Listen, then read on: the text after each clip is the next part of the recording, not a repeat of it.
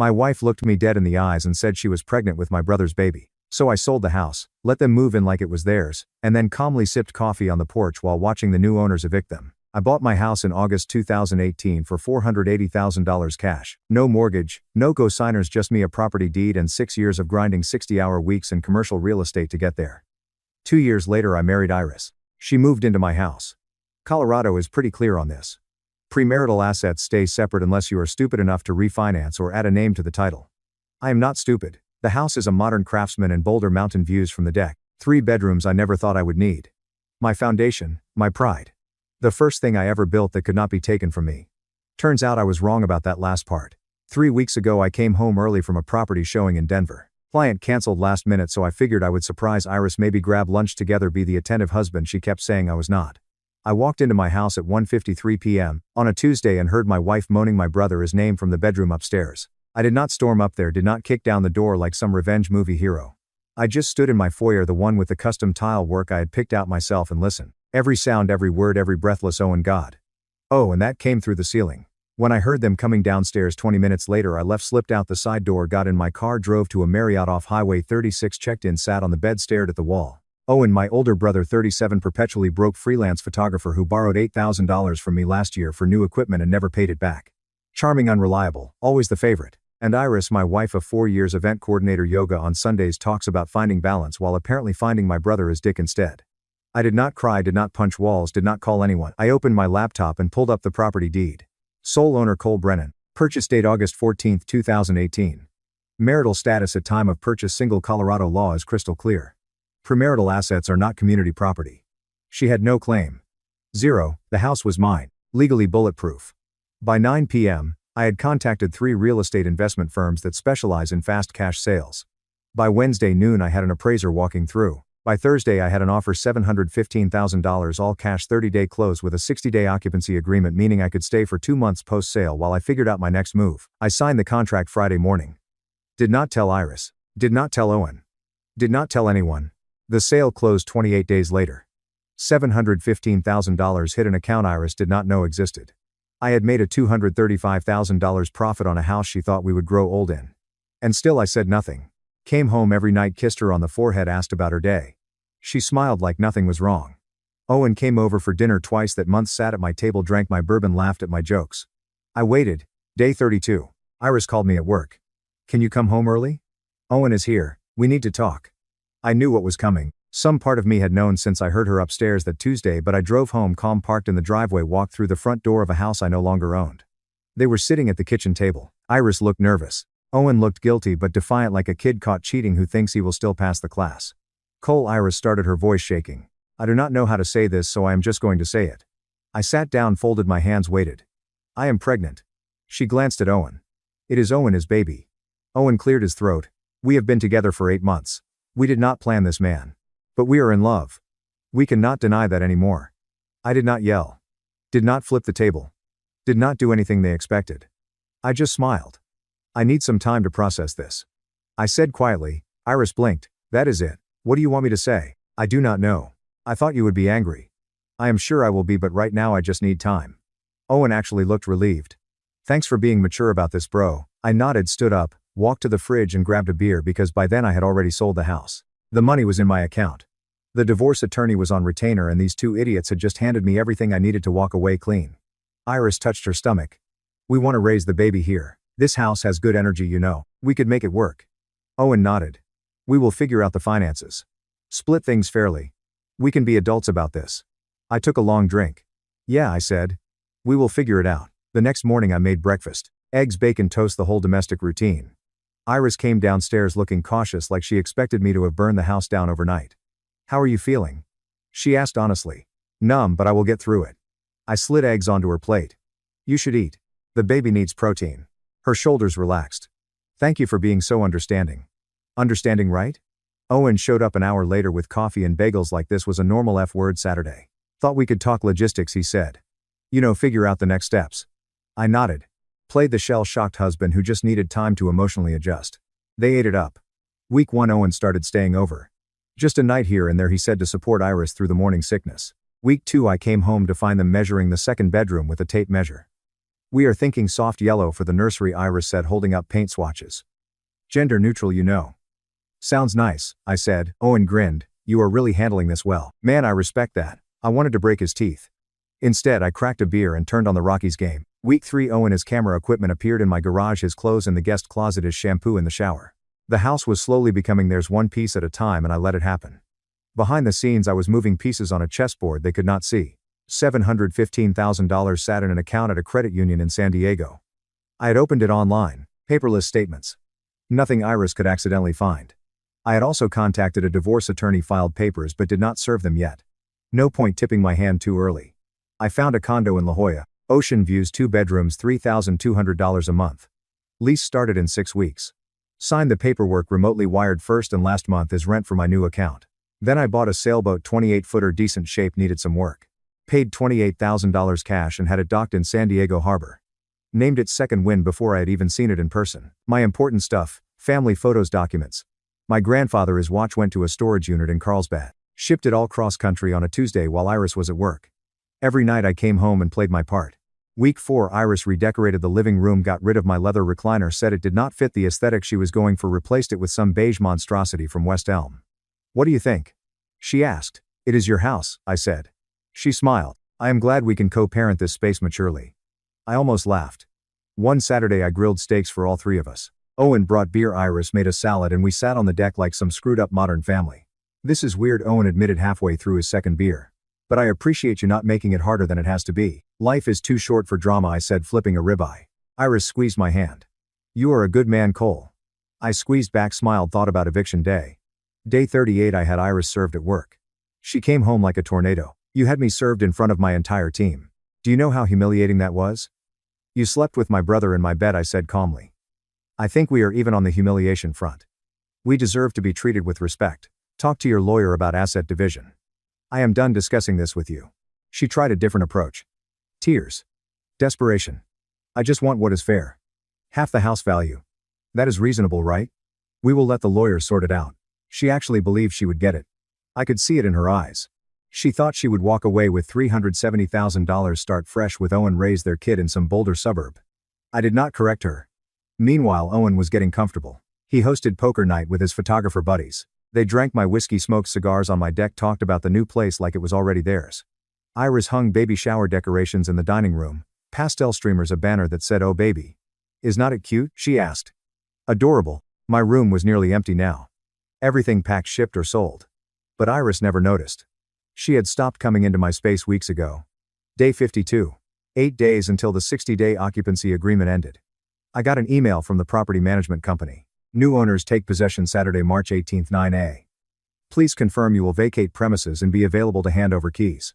I replied I will be there personally. That same afternoon, Owen pulled into the driveway with a U-Haul truck. Got it reserved for the 18th. He called out our official move-in day. Iris clapped her hands. I cannot wait to finally feel like this is our home. I stood in the doorway, coffee in hand. Yeah, I said. It is going to be a big day. Owen grinned. Fresh start, bro, for all of us. I took a sip, smiled. 8 days, 5 days out. My mother called. Owen told me about the divorce. She said no hello. No. How are you? You need to forgive him. He is your brother. He got my wife pregnant. Mom, mistakes happen. You are being vindictive by dragging this out. I almost told her everything right then. Almost said, Mom, I sold the house 2 months ago. Owen and Iris are about to be homeless and I am moving to California, but I did not. I will handle it my way. I said family forgives, Cole. That is what we do. Then let them stay with you. Silence. I do not have the space. Exactly. Talk to you later, Mom. I hung up before she could guilt trip me further. Thursday night, 4 days out. Iris cooked dinner, used my kitchen like she owned it, humming while she chopped vegetables. Owen set the table, poured wine for them, water for me, since I was being supportive by staying sober. We ate pasta, talked about baby names. I like Harrison, Owen said. Strong name. What about something more unique? Iris countered. Maybe River or Atlas. They looked at me, actually wanted my opinion on naming my brother his kid. Whatever makes you happy, I said. Owen raised his glass. You know what? Despite everything, I am glad we can all be adults here. Not every family could handle this. I raised my water to new beginnings. We clinked glasses. I thought about Saturday, thought about their faces when the locks changed. Thought about the sailboat waiting for me in San Diego. I smiled. Friday, Owen and Iris spent the day at IKEA. They FaceTimed me from the store. Camera pointed at 2 different cribs. Which one? Iris asked, holding her phone too close to her face. Not my kid, I said. Your choice. You do not have to be cruel, she said. Hurt. Just being honest. Owen took the phone. We will go with the white one, thanks anyway, man. They bought $2,000 worth of furniture, put it on a credit card, already budgeting their share of the house proceeds. Saturday, 3 days out, I had my final meeting with my divorce attorney. Jennifer was late 40s, sharp as hell, zero patience for BS. She slid a folder across her desk. Her lawyers claiming emotional distress wants spousal support and half the house value. What is she entitled to? Nothing. House was purchased 2 years before marriage. Premarital asset. Colorado law is explicit. She gets her personal belongings and whatever gifts you gave her during the marriage. And the adultery does not hurt. Judge will not love her position. Jennifer leaned back. She is going to walk away with nothing. Cole, are you prepared for the fallout? More than prepared. Good, because she is going to come after you hard when she realizes. Let her try. Jennifer smiled. I like you. Most of my clients are too emotional to play it this smart. I stood, shook her hand. Thanks for everything. See you in court. Sunday and Monday blurred together. Owen moved more stuff in. Boxes of books, winter clothes, his bike. Iris bought groceries and stocked the fridge like she was nesting. Tuesday, one of her friends came over. Teresa, a bridesmaid from our wedding. She helped Iris organize the nursery, folding tiny onesies and arranging stuffed animals. Teresa found me in the garage. Are you really okay with all this? She whispered. Do I have a choice? I mean, you could fight. Make it harder for them. I am not that guy. She looked at me like she did not believe me. If you need to talk, I am fine. Really? She left an hour later, hugged Iris goodbye, told her she was so brave for following her heart. I watched from the kitchen window, thought about how brave Iris would feel on Saturday. Wednesday night the house was quiet. Iris and Owen were at her mother's for dinner. Some announcement about the pregnancy I was not invited to.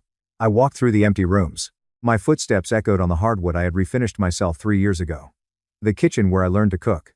The deck where I had watched sunsets alone before Iris came along. Nostalgia. No second thoughts, I texted the property manager, I will be there at 8 a.m. Saturday to hand over keys. She replied immediately. Perfect. New owners arrive at 8:15. Locksmith scheduled for 8:45. Friday morning, 1 day out. I woke to Owen in the kitchen making coffee. Big day tomorrow, he said, grinning. Fresh start. Yeah, you know, I really appreciate how you have handled this. Not every guy would be cool about it. I poured myself a cup. You two seem happy, that is what matters. Iris came downstairs in one of Owen's t-shirts. She kissed him, then looked at me almost apologetically. Thank you, Cole, for everything. I know this is not easy. It is fine. Once the lawyers sort out the settlement, we can all move forward. Clean slate. Sure. They spent the day packing the U-Haul with things they had already bought. Nursery furniture, kitchen stuff, Iris's clothes, planning where everything would go in their house. I spent the day checking my phone. Flight confirmation to San Diego. One-way departing Sunday morning. Storage unit receipt. Condo lease. Bank statement showing $715,000 plus investment profits. Everything ready. Friday night I barely slept. Not from nerves, from anticipation. I woke at 6 a.m. Saturday. Made coffee. Stood on the deck one last time. The sky was clear. March in Colorado. Still cold, but the sun was bright. 7:45 a.m. I heard a car pull into the driveway. I walked to the front door, coffee in hand. Helen, the property manager, stepped out of a Honda Accord.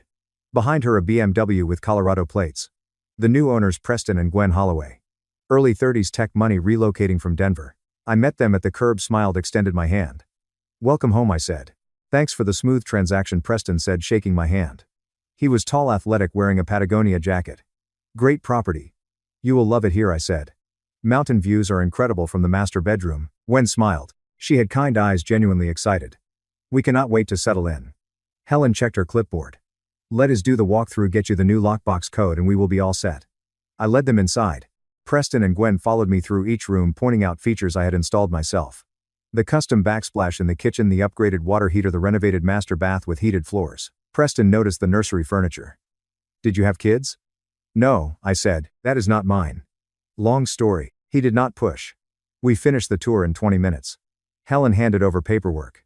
Preston signed digitally on his iPad and I gave them the keys. Locksmith should be here in 15 minutes. Helen said, we will get the locks changed and the new code set up. I nodded, walked back outside and sat on the porch steps. Coffee still warm in my hands. 8:43 a.m. A white van pulled up. Locksmith right on schedule. Helen joined me while the guy worked. Everything okay? You seem calm for moving day. I have been ready for this. She glanced at the nursery furniture through the window. Divorce? Something like that. Well, you handled it well. Clean sale. No drama, that is rare. If she only knew. 9:18 a.m. I heard it before I saw it. The rumble of a diesel engine. I looked up. U-Haul truck 26-footer. Owen behind the wheel. Iris in the passenger seat. They pulled into the driveway. Iris got out first, saw the BMW, saw Helen with her clipboard, saw the locksmith at the front door. Her face went from confused to panicked in about 3 seconds. Owen climbed out, looked around. What is going on? Helen turned, professional smile locked in place. Good morning. Can I help you? Owen walked toward the house like he owned it. Yeah, we are moving in. Who are you? I am Helen P., property manager for Boulder Residential Holdings. This property closed escrow 60 days ago. The occupancy period ended at midnight. Iris stared at her. Closed? What are you talking about? I stood up, set down my coffee. I sold the house, I said calmly. 6 weeks ago. Owen, his head snapped toward me. You what? Sold it to Preston and Gwen. I gestured to the couple standing in the doorway. They own it now. Iris stumbled forward. You cannot sell our house without telling me. Helen pulled out her iPad. Actually, according to county records, the property was purchased solely by Mr. Cole Brennan in August 2018, 2 years before your marriage was registered.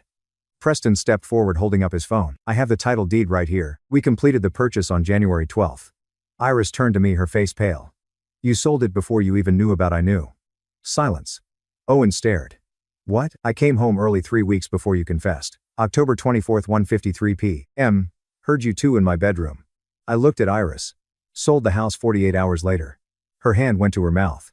You knew this whole time. Every dinner, every plan, every time you measured that nursery. I smiled. Yeah, I knew. Owen, his face went red. You played us. You played yourselves. I just did not stop you. Iris grabbed my arm. Where are we supposed to go? I am 6 months pregnant. I pulled free. That is not my problem. You made your choices. Owen stepped forward, fists clenched. This is illegal. We will sue you for everything, sir. Helen interrupted, stepping between us. The sale was completely legal. I have all documentation if you would like to review it. Owen tried to push past her toward the front door. Preston pulled out his phone. I am calling the police. This is my house. Owen shouted. Gwen held up the title on Preston's phone. No, it is ours. 9:34 a.m. 2 Boulder PD cruisers pulled up. Officer Davis, mid-40s, built like he still hit the gym daily, took one look at the situation and asked for documents. Helen showed him the sale records. Preston showed the title. I showed my ID and the occupancy agreement signed and dated. Expired as of midnight. Davis turned to Owen and Iris. This property belongs to Mr. and Mrs. Holloway. You need to vacate immediately or you will be arrested for trespassing. Iris's voice broke. We have nowhere to go. That is not a legal matter, Ma, and you need to leave now. Owen wheeled on me. You destroyed her. That baby is innocent. Then maybe you should have thought about that before sleeping with my wife. His fist came up. Davis stepped between us. Sir, you need to calm down or you are going in cuffs. Iris collapsed on the lawn sobbing. Owen knelt beside her, shooting daggers at me over his shoulder. I walked to my car, already packed, thankful, California bound. We will take everything from you. Owen screamed. You will pay for this. I opened my door, did not look back. You wanted a fresh start, I said. This is as fresh as it gets. I got in, started the engine. In my rear view mirror, Iris on the ground. Owen yelling at the cops. The U-Haul sitting empty in the driveway. I merged onto Highway 36. First stop, New Mexico border. Final destination, San Diego.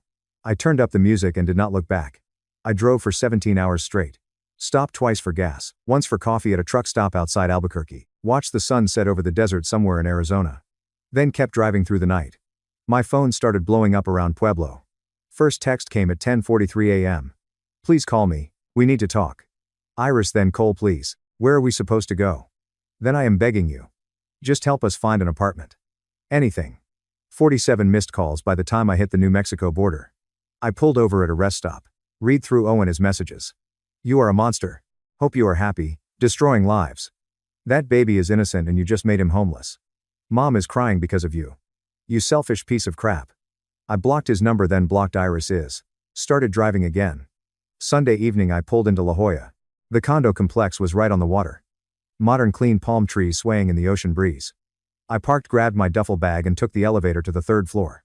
Unit 3C. Ocean view. Floor to ceiling windows. Empty, quiet mine. I dropped the bag, walked to the balcony. The Pacific stretched out endlessly, waves catching the last light of sunset. I stood there for an hour. Did not think about Iris or Owen or the house. Just watched the water. My phone rang. Unknown number. I answered. Yeah, Cole, it is your mother. Calling from Owen, his phone the one I blocked. How dare you leave your brother homeless? Mom, he has nothing. Iris is pregnant and they are staying in a motel because of you. Owen slept with my wife in my bed for 8 months. Family forgives. That is what we do. Then let them stay with you. Silence. Then I do not have the room. Right. So it is my responsibility but not yours. Got it. You are being cruel. Owen made his choices. Iris made hers. I made mine. Do not call me again, Mom. I hung up. Blocked her number. Blocked Dad is too, just in case. Monday morning my divorce attorney called. Iris's lawyer is pushing hard. Jennifer said, claiming emotional distress. Wants $200,000 in settlement based on what the eviction mostly. Says you acted with deliberate cruelty and she deserves compensation. I laughed. Actually laughed. She slept with my brother and I am the cruel one. That is what I told her attorney. Colorado is a no-fault state but adultery does not help her case. Plus the house was premarital. She has no legal standing. So what is the settlement? Her personal belongings and whatever jewelry you gave her during the marriage. That is it. $0. How long? Divorce finalizes in 90 days. She is not happy but she will sign. Good. Cole, you did this perfectly. Most people get emotional and make mistakes. You played it clean. Thanks, Jennifer. I hung up and went for a run on the beach. Week 2 in San Diego. I started settling in. Mornings coffee on the balcony watching surfers. Afternoons learning to sail second wind. Took lessons from a retired Navy guy named Stuart who taught me navigation knots weather patterns.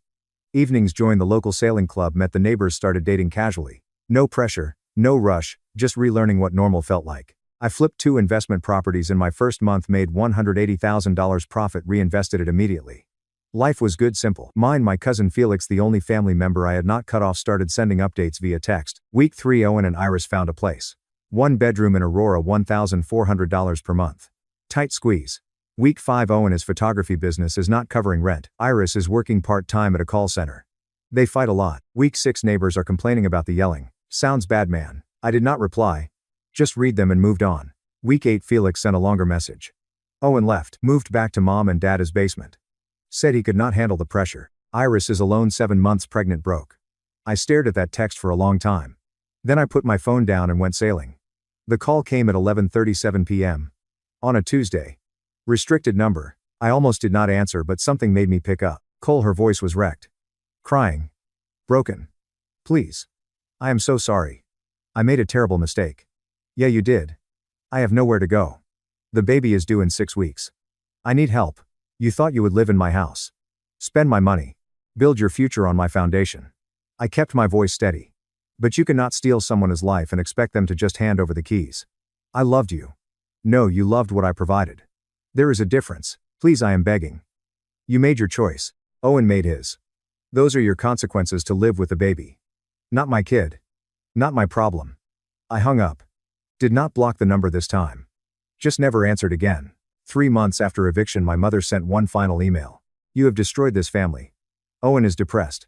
Iris is struggling. We are ashamed of you. I replied once. Owen destroyed this family when he slept with my wife. I just refused to pay for their choices. Do not contact me again. Then I changed my email. Changed my number. Complete scorched earth. Late May. I was standing on my balcony at sunset. Glass of bourbon in hand. The sailboat visible in the harbor below. My phone buzzed. New number, but I recognized it. Hi from the sailing club. Marine biologist 32. Sharp sense of humor. We had been talking for a few weeks. Still on for dinner tomorrow. I smiled, typed back, would not miss it. 17 unread messages sat in my inbox. Unknown numbers, probably Iris or Owen using burner phones. I deleted all of them without reading. Took a sip of bourbon. The sun dropped below the horizon, painting the ocean gold. My phone buzzed again. Owen, his name. He had gotten a new number. The message preview showed, we need to talk. This is not over. I blocked it mid-sentence, turned off my phone, watched the last of the light fade over the Pacific, and for the first time in years I felt completely free. 6 months later the divorce was finalized. Jennifer emailed me the signed documents on a Thursday morning. I was on my sailboat when I got the notification. Saved the PDF, deleted the email, and went back to adjusting the mainsail. Officially single, officially free. Hi was with me that day. We had been seeing each other for 3 months. Nothing rushed, nothing complicated. She was a marine biologist. Spent her days studying kelp forests and her evenings teaching me advanced sailing techniques. She knew the whole story. I had told her everything on our second date, expecting her to run. Instead, she had said, sounds like you handled it perfectly, and ordered another drink. No judgment, no drama, just honesty. We sailed to Catalina Island that weekend, anchored in a quiet cove, cooked dinner on the boat as tiny stove watched stars I had never seen in Boulder. You are different than when we first met, Hai said. How so lighter? Like you finally put something down. She was right. I had. My real estate investments were thriving. I had flipped 4 California properties in 6 months. Netted $340,000 total. Invested it in a commercial fund that was already showing returns. My net worth was higher than it had ever been. I ran every morning on the beach. Lost 15 pounds of stress weight. Actually slept through the night. No more tension headaches. No more checking my phone every 10 minutes wondering what disaster was waiting. I built a life I actually wanted, not one I was supposed to want. Felix still sent occasional updates. I never asked for them, but he kept sending anyway. Iris had the baby. Boy 8 pounds 2 ounces. Owen is not on the birth certificate. She is living with a roommate now. Working full-time as an office admin on state assistance for child care. Owen got engaged. Different girl. Met her 2 months after he left Iris. Mom and Dad stopped asking about you. Think they finally got the message. I read them without feeling anything. They were strangers now. Characters in a story that happened to someone else. One night in July I could not sleep. I was at a conference in Monterey. I sat on my balcony with a bottle of wine and my laptop. On impulse I opened Reddit, created a throwaway account, started typing. I wrote the whole thing, every detail. The discovery, the sale, the performance, eviction day, the aftermath. Posted it to r. Nuclear Revenge at 2 a.m. Went to bed. Woke up to 12,000 upvotes and 2,400 comments. The top comment: you did not just win. You checkmated them in 4 moves and they never saw it coming. Someone else: the fact that you sold before they confessed is legendary. Ice cold. Another: they tried to steal your life and you let them taste it just long enough to make losing it hurt. Savage. I scrolled through hundreds of comments. Most were supportive. Some called me heartless. A few said I should have forgiven family. I did not care either way. I replied to a few. I did not do it for revenge. I did it for me. They wanted my life. I gave them a preview, then took it all away. Now I am living the life I actually want, not the one I was pretending to have. People ask if I feel bad. Honestly, no. They made their choices. I made mine. I chose me. The sailboat was the best investment I ever made. Second only to selling that house. 3 days after the post I got a Reddit DM. This is Owen. Found your post. You are a coward for not facing me like a man. I showed it to Hai over breakfast. We both laughed. I typed back: I faced you every day for 60 days while you planned your future in my house. I just did not tell you I had already pulled the rug out. That is not cowardice. That is strategy. Block the account. Sunday morning, late July. I woke to sunlight streaming through the floor-to-ceiling windows. I was still asleep. Her hair spread across the pillow. I made coffee, stepped onto the balcony. The Pacific was calm, glittering in the morning light. Second wind sat in the harbor, white hull bright against the blue water. I was taking her out later, maybe sail down to San Diego Bay, anchor somewhere quiet. My phone buzzed. Unknown number. I looked at the preview. Cole, it is Iris. Please just delete it without reading. Hai joined me on the balcony, handed me a second mug. You good? She asked. Better than good. I took a sip. I am free. She leaned against the railing beside me. What do you want to do today? Sail, cook dinner. Maybe check out that new seafood place in La Jolla. Sounds perfect. We stood there in comfortable silence watching the waves. I thought about Iris crying on the lawn. Owen screaming at the cops. The U-Haul sitting empty. Felt nothing. They tried to steal my life, build their future on my foundation, expected me to just accept it, hand over everything I had worked for because family forgives. Instead, I let them taste it. Let them plan and measure and dream. Then I ripped it away. Owen left Iris within a month, just like I knew he would. He was never built for responsibility. She was alone, broke, raising a kid that was not mine. And me, I was standing on a balcony in La Jolla drinking coffee with a woman who actually gave a damn. Planning a day on a sailboat I bought with cash. I had won completely, permanently. Not because I destroyed them, but because I chose myself. I took another sip of coffee. Hai's hand found mine. Ready? She asked. Yeah, I said. Let us go sailing. We walked inside. I grabbed my keys, my wallet, my sunglasses, left my phone on the counter. Did not need it. Epilogue: they tried to steal my life. I let them taste it, then ripped it away. Owen left her within a month. She called desperate for money, for help, for sympathy. I had all 3. I gave none and I never looked back. Update for everyone asking. Yes, the sailboat is real. Yes, I am still in San Diego. No, I have no regrets. Life is too short to carry other people as consequences. To everyone saying I should have forgiven them, that is your choice to make with your life. I made mine. I am free. That is all that matters. Thank you so much for watching until the end. If you really like our videos, please do not forget to like, share and subscribe. Have a great day.